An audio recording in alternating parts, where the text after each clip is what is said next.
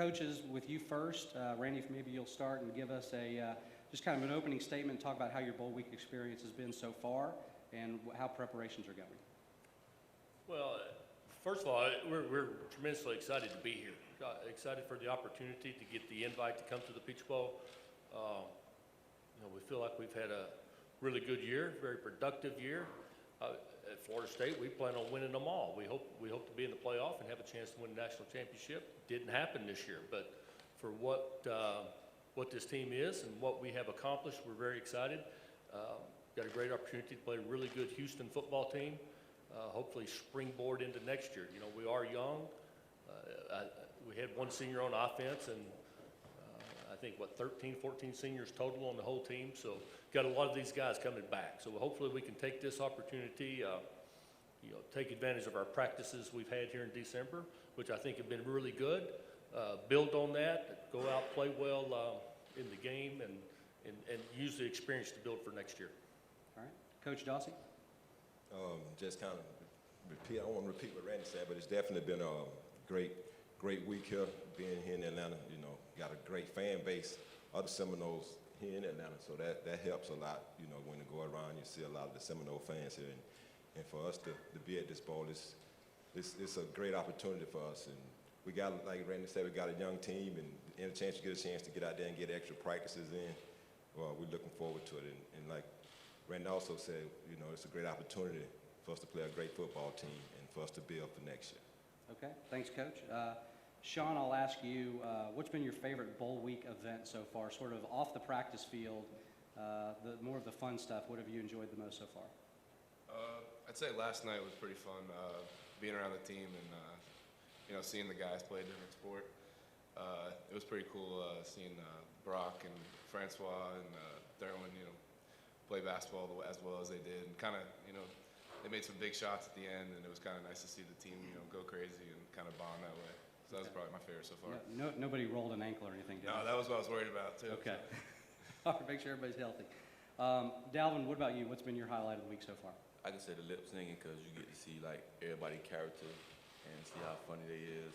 And on the other team too, you see funny guys on the team, and we got funny guys on our team like Reggie, and you seen Coach Vic character as the sprint coach. So just seeing everybody's character and see how funny they is.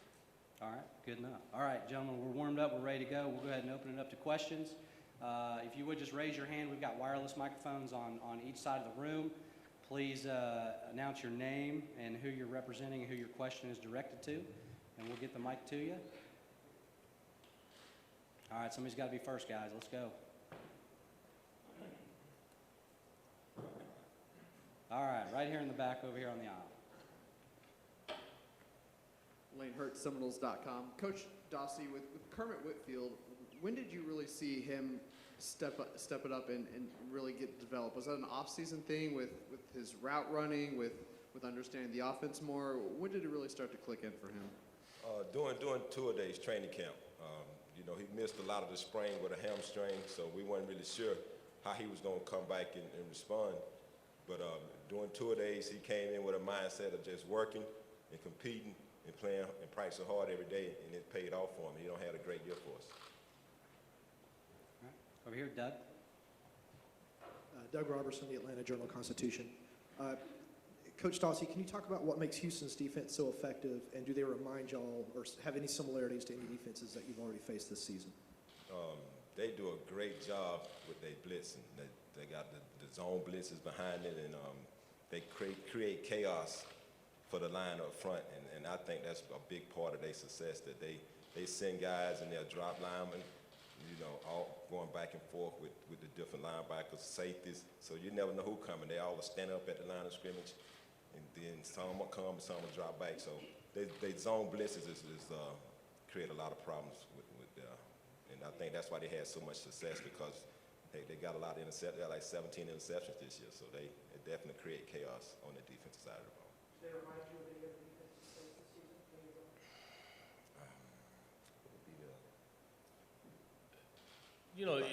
Through a course of 12 games, you play a lot of different schemes, and we've seen certain elements of what they do probably from different teams. I don't know that we've seen any one team that does exactly what they do along. from a base standpoint, they're probably more like Oregon last year than anyone else we've played this year. But they do a lot more blitzing, things like that, than what Oregon did. All right, we're going, all right. Right here, and then we'll go right here. Go ahead. Gene Williams, WarChant.com. Coach Sanders, to the guy to your left, since he's taken over as the starter, how has he progressed? Have you seen a change in him in terms of confidence and leadership? Sure, as you go out and you have success on the game field, it gives you more confidence. And not only does it give, not only do I think he has gotten more confidence, I think everyone around him has gotten more confidence in him. I know, I believed that he could do it, but once you see it, it makes it much easier to know it. It's probably the same thing with Coach Dawsey, same thing with Dalvin. I would think everyone would say that. Sean handled the whole situation this year extremely well. You know, when we made the decision at the beginning of the year to go with Everett, you know, he didn't sit around and pout. He went out to practice and handled it in a very mature way and went out to practice to get better that day and to be the best player he could for our football team. It wasn't necessarily the decision he wanted, but he tried to make it the best one, and he handled it the right way. And it's amazing how when you handle things correctly and you have the right attitude, how good things happen to you in the end. And I think he's a great example of that. Okay, right here, Asher. Asher Wildman, WCTV. Sean, given so much talk is always about next year already, and we got the bowl game this week, but for you, how important is this bowl game for you, knowing what's at stake for you in your position next year? I mean, yeah, it's big, but at the same time, you know, I'm looking to finish this season out the right way, especially for the senior class. A lot of the guys that I came in with, and even the guys that are older, a year older than me, that took me under my wing right away. So to get to 50 wins for them is something that is probably at the top of my list of how much I care about this game. And obviously going forward into next year with all the guys we have returning. But, you know, I think, you know, sending the seniors out the right way is probably the best. And let me say this. I said what I said earlier about using this game to build for next year, and that is part of it. But that is not the main reason we're here. You know, the main reason we're here is to try to get to 11 wins, you know, to get these seniors 50 wins over a 4-year period, which has never been done before, you know, and to represent Florida State as it needs to be represented. You know, it's got a tremendous tradition, and we want to win this game for this year. You know, building for next year is a nice byproduct of it, but that's not the main objective. Okay, Tom? Tom D'Angelo, Palm Beach Post. Randy, when you talk about the way Sean handled that, what does that say to his teammates when now he is coming in? If he had not played, it would have been different. But now all of a sudden he's coming in as a starter after 8, 9 games. So they've seen the professionalism. How do you think that's rubbed off, and how much did that mean to the last 3 or 4 games to the entire team? Well, I think the way he handled it showed a lot of maturity. And, you know, I always try to tell quarterbacks from the time they arrive on campus, everything you do is sending a message. You know, it's not like other positions. As a quarterback, everything you do sends a message. And it may not come up until the 8th game of the year in overtime. You know, that somebody remembers, you know, I remember, you know, back during training camp, Sean was late for curfew one night, so I wonder how committed he really is, you know? But if you've never missed curfew, then they know how committed you are. And I think the way Sean handled it sent a tremendous message and give the guys a lot of confidence, not only in him as a player, but him as a person and what he was all about and how in for the team he was. Okay, right here in the front row. Dan Matthews, Score Atlanta. Sean, what has been the biggest emphasis for you to work on since the Florida game and to this point during the month off? I think, like Coach Dawsey was talking about before, with all the different looks that Houston gives us, we haven't really seen a lot of their third down blitzes we've seen. So I think just, you know, trying to really understand them as much as I possibly can. I've seen all other games and just really studied up on the film as far as, you know, this game, because that's really what I've definitely been focused on the most. Okay, we'll go over here. Ken? Hey, Ken Segura, the Atlanta Journal-Constitution. Coach Sanders, Dalvin, correct me if I'm wrong here, but he was saying the other day that he thought that the Georgia Tech loss going to turn the season around. He felt like practice picked up and that sort of thing. I'm curious if you saw similar things after that game, that maybe things got kicked up a little bit.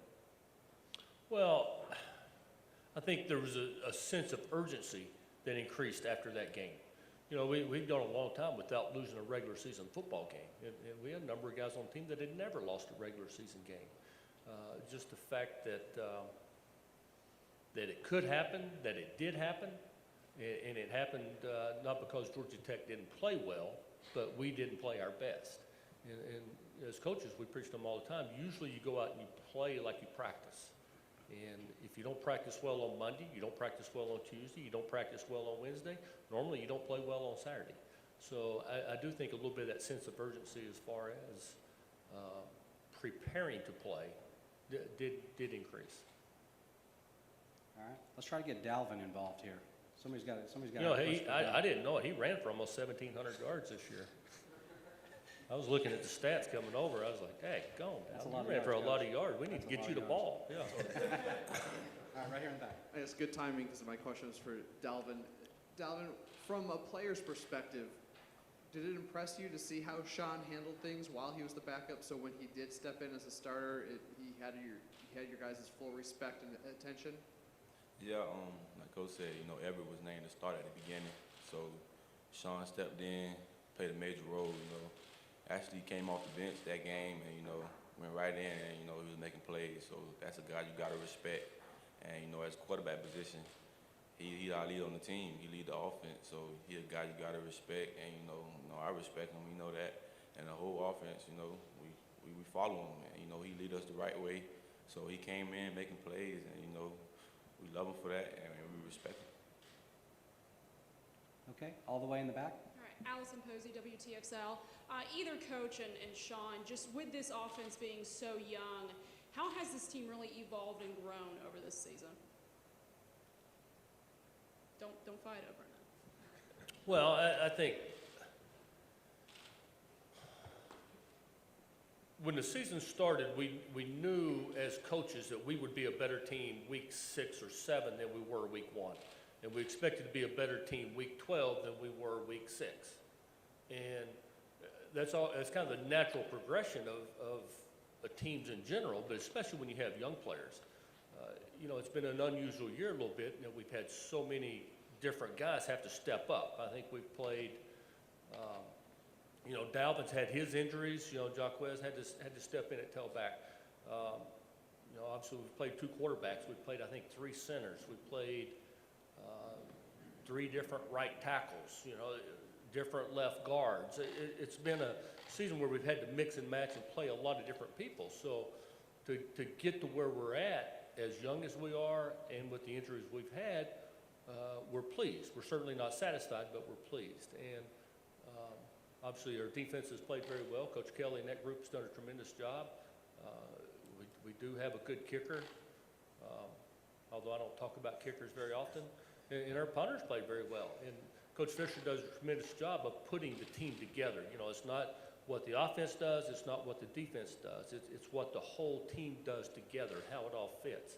And I think this team has really gelled together well to get to where we are right now. Okay, let's go back to Asher right here in the middle. Dalvin, before the season started, did you set personal goals for yourself on what you want to accomplish this year? I know you were disappointed with no Heisman, but you've had a couple 200-yard games. Is 2,000 yards something you've thought about? And just kind of what was your initial thoughts entering this year for yourself? No personal goal. I wanted the national title and the ACC championship. And, you know, we got a returning group, confident group coming back next year. And, you know, like Coach said, we're going to finish this year off strong.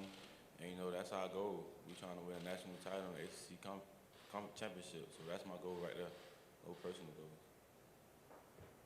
Okay, right here in the second row. Don Coble from the Florida Times-Union. For Sean, Houston, this is a game that kind of a defining game, a lot like Central Florida 2 years ago against Baylor. Does the fact that Florida State plays this kind of game on such a routine basis, will that help you not get caught up in, you know, and all the hype and everything, and will it help you not get caught, you know, flat-footed? Yeah, I mean, I think that's a wrong mindset to go into a game. Sorry, but I don't think our team has that at all. I mean, Houston is 11-1, and they played a tremendous season, and I think everybody on our team respects the heck out of them, and I think that going forward, our team has the right mindset because I don't think you can get caught up in that because that's the wrong way to look at a team. Right here in the front. Gene Williams with WarChant.com again. This is for Coach Sanders and a two-part question. We talked to Coach Fisher a couple months ago. Just remember, I'm a football coach now, so there's two-part questions. We have to go one part at a time, okay? We can do them one at a time for you. Yeah, Coach. okay. All right, we can do that. Coach Fisher told us earlier that this season he had delegated some of the play calling responsibility to you. And I guess, first of all, how did that come about? I mean, was that a preseason discussion that you guys figured out you'd do that, or how'd that come about? Well, it's something that he had mentioned to me actually in the off-season 2 years ago. We discussed it again last year during the off-season. And as the season was beginning, we discussed it. And he would always say, if I ask you to call it, would you be comfortable? Yeah.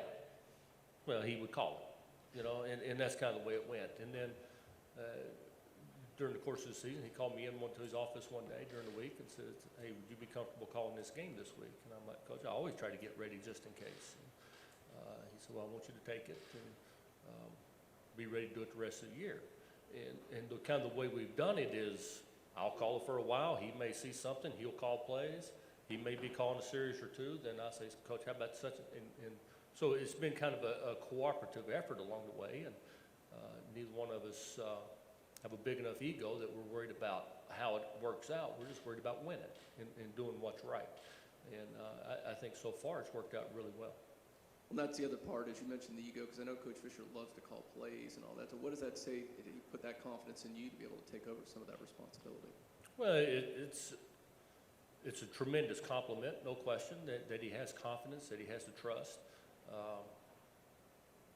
It's something I've done quite a bit, so I'm very comfortable doing it. Obviously, he's done it for a long time in this same offense. So as I've told him, Coach, I can do it. I'm comfortable with it, everything else. I said, but there's no question. Sometimes you see the adjustments in this offense quicker than I do because you've been doing it for 27 years, where I've been doing it for 3 now in exactly this offense. So I take it as a great compliment, but I also know that there's certain situations he's going to handle it better than I do. Okay, we've got time for, I think, 2 more. We're going to go right back here. Lane Hurt, Seminoles.com again. For Dalvin and Sean, is there something that you guys have noticed throughout the season that has showed you how the offensive line has grown and developed from start to finish? Like Coach said, it was a bunch of guys playing this year. There was a lot of injuries and guys having to play different positions. So the success they've been having this year, I just want to I take all the glory to them, and the yards I ran for is all them, and for them to grow as the season was going, they did that, and they took all the coaching from Coach Trickett, and everybody knows Coach Trickett, the hard coach. So all the coaching they took in, they go to work every day. So I commend them for what they was doing, and they growed as the season was going. Okay, and last question right here. Dalvin, I saw last night at Ebenezer Baptist Church you were wearing a pullover that had the college football playoff logo on it. How much this week are you using last year's loss as motivation, if any? You take every loss as a motivation. And, I just put last year in the past, and just use this year as motivation. It's another game to play, another opportunity to go out and show what we could do. So that's my motivation, to go out there and just show what we could do. So that's my motivation.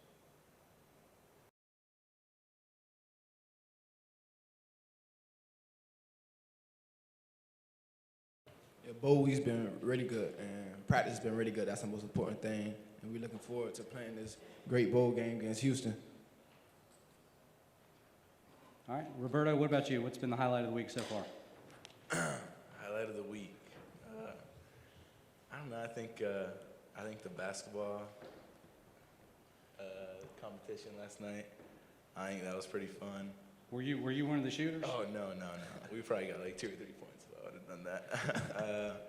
No, but I think just being with the team and being here in Atlanta with you guys with the Chick-fil-A Bowl. I think it's been fun. It's been a great experience so far, and I'm looking forward to the next couple events and practices and leading into the game. Okay, thanks. Roderick, what about you? Of course, I was in the milkshake challenge when we first got here tonight. You know, that was pretty cool. Energizing with being with my team in Houston. It was pretty good. I have a lot of energy in the room, ice breaking and anything like that. All right, very good. All right, got time for a few questions here. We'll go ahead and open it up. All right, all the way back here in the back. Jonathan Schlacey, Seminoles.com. Rod, when you're facing a team like Houston with so many blitz packages, how do you prepare for this kind of a team, and how confident do you guys go into this game? Preparing for this team, you know, we had a lot of time off. We started game planning a couple of days right after we played Florida. You know, we just been doing repetitions. You know, we just been doing it till we can't do it wrong anymore. They really don't have a lot of blitz packages. They have a few, but they're all very complicated. You know, we just been doing those, reiterating those, where they come from, the inside or the outside. You know, since we had so much time, we think we got to pick it up and a pretty good hand on it. All right, right here in the middle. Asher? Hey guys, you know, football fans see you play on Saturdays, and I think they also lose track a lot of times that you guys are students at college. Just what is an experience like this, the entire bowl week, the off season, the winter break? What's that like as a student athlete going into your final game of the regular season? What do you take away from this entire experience? Jesus, start with you. I think we got to finish off strong and lead the seniors out the right way. I think we win this game, the seniors will have the most wins, 50 wins, I think. Mm-hmm. Yeah, so we're taking this game very serious, and we're looking forward to it. All right. Roberto? It's definitely different without being in school. You get more time to focus on football. I think it's better for us, and you just focus on football and focus on this bowl game. And obviously, we have events and we have other things to do, so you know we don't sleep in until 12 or whatever, and then just go to practice. So we have events and obviously meetings and stuff, but definitely different than the regular season, but it's always exciting. It's always exciting to get to a bowl and be here for bowl week, for all the events and all the things we do during bowl week. All right. Roger? Yeah, like Roberto said, you know, we're here, and then, you know, it's like Christmas break, and, you know, everybody else at home, but we're not complaining because we're just simply here doing what we love. That's playing football, you know. Being here in Atlanta is a very good, humbling experience. Being in the Chick-fil-A Bowl, you guys have a lot to offer us, and we're just being very humbled and taking it all in. All right, we'll go all the way in the back. Rod, this question's for you. Allison, Dawsey, WTXL. You are part of a young offensive line this year, but this team overall very young. Just how have you guys grown, especially with the line, but also as an offense in general? I think from the first game to the game we're playing now, I think the whole offense has grown tremendously. You know, the offensive line starting with, you know, communicating way better, you know, picking up the blitzes. You know, we're realizing that the little things are helping out to make big things possible. You know, the quarterbacks, you know, they're making better reads than they were in the first place. The running backs, they're running better than they was before. Wide receivers are getting reads from the quarterbacks. They're making better cuts than they have, making better catches. They have converted, doing good jobs on converting on third down. So I think this entire offense has grown tremendously. Okay, back to Asher. Roderick, follow up to you there. You know, the big question entering this team this year was the offensive line, replacing 4 of the 5 starters. So in your opinion, how do you think this team with the offensive line has handled the job? You've helped, you know, lead Dalvin Cook to 1,700 yards. Sean Maguire stepped in. How do you think you guys have handled the transition process to the new O-line this year? I think we handled it pretty good. I think there's always room for improvement. You know, we could have done better things, but we're not complacent with the numbers or the stats that we have, and now we always strive for perfection, and in the process, we're just going to try to be great. Okay, time for about 2 more. Ken, go ahead, please. Roberto, you've also had a terrific career at Forest. When you look back at what you've done, what are you most proud of, or what are you really satisfied with? I think just, you know, speaking of my career, I think I'm just satisfied with the consistency I've had. You know, when you have to make the kick, you make the kick. So I think I've done that pretty well. I've missed a couple, but it's always a challenge. You know, I'm looking forward to the next kick always, and you know, just trying to get better every step of the way. You know, I think, from my freshman season, what I've done in the year before, I think personally for me, I think there's still a lot of room for improvement. Many people, outside watching think, that, I have all the tangibles and, I've missed very few, but I think still, for me personally, I think there's a lot of improvement that needs to be done, and, I'm working on it every single day, and every time I'm out there at practice. Okay, time for one. All right, follow up, Ken. Last question. Again, for Roberto, I don't know if you remember or care to think about it, but the team's last trip here obviously didn't turn out the way you wanted. What do you remember about that last play, and maybe how has that impacted you or helped you? It's definitely a play that you don't think it's going to happen, a freak play, and I went out there, going with the mindset I was going to make it, and if I missed, we were going to overtime. So with that happening, it's definitely crazy. It's definitely, shocking. But we moved on from that. I've moved on from that. So I don't really focus on that. We passed by the practice facility. We actually practiced at Georgia Tech. So I don't look at it. I have a short memory. I don't worry about that. People bring it up. I'm just like, okay, it's happened in the past. So I'm here focused on the Chick-fil-A Bowl and here to win this game. So with the team.